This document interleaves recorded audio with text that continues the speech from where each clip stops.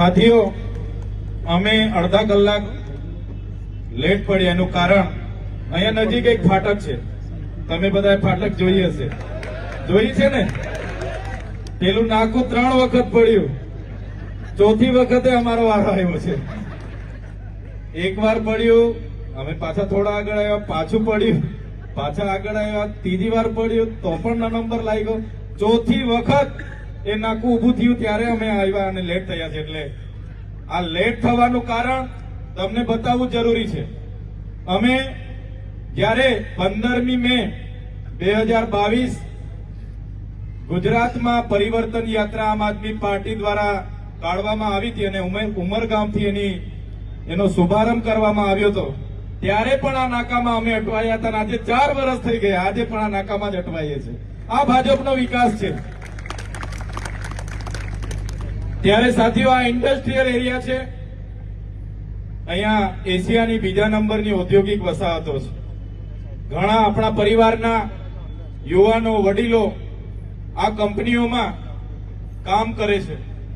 ત્યારે ગુજરાત સરકાર, ભારત સરકાર મોટા મોટા બણગાઓ ફૂંકે છે, પણ જે બંધારણમાં કામદારો માટેની જોગવાઈઓ છે, પણ જે બંધારણમાં કામદારો માટેની જે વ્યવસ્થાઓ છે, જે કાયદાઓ બનાવ્યા છે, એ કાયદાઓ આજ દિન સુધી એક વર્કરો માટે, કામદારો માટે આ સરકાર લાગુ કરાવી શકી નથી. સરકાર માત્ર ઉદ્યોગપતિઓનું સાંભળે છે. ક્યારેક પણ કોઈ કામદાર પોતાના પીએફ નથી મળતા, ક્યારેક મેડિક્લેમ નથી મળતા, ક્યારેક કોઈને આકસ્મિક ઘટના ઘટે એને વળતર નથી મળતું, ક્યારેક કોઈને પગાર સ્લીપ નથી મળતી, ક્યારેક કોઈને બોનસ નથી મળતું, ક્યારેક કોઈને ગ્રેજ્યુએટી નથી મળતી, ક્યારેક કોઈને ઇન્ક્રીમેન્ટ નથી મળતું. એની રજૂઆત કરવા માટે અહીંયા લેબર કમિશનરમાં આપણા લોકો જાય છે, કલેક્ટરમાં આપણા લોકો જાય છે, પ્રાંતમાં આપણા લોકો જાય છે. કોઈ જવાબ આ સરકારના અધિકારીઓ આપતા નથી.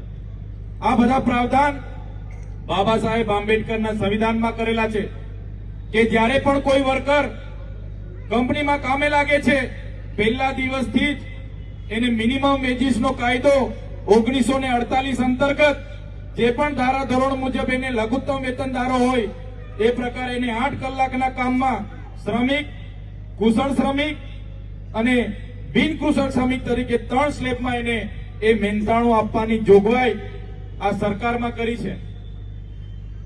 પણ આજે કંપનીઓ અમલ નથી કરી રહી. બંધારણની જોગવાઈ હોવા છતાં એમના અધિકારીઓ અમલ નથી કરી રહ્યા, એમનું એસોસિએશન અમલ નથી કરી રહ્યું, એના કંપની કારખાનાના માલિકો અમલ નથી કરી રહ્યા. આજે કેટલી કંપનીમાં આપણા લોકો 10-10 વર્ષથી કામ કરે છે.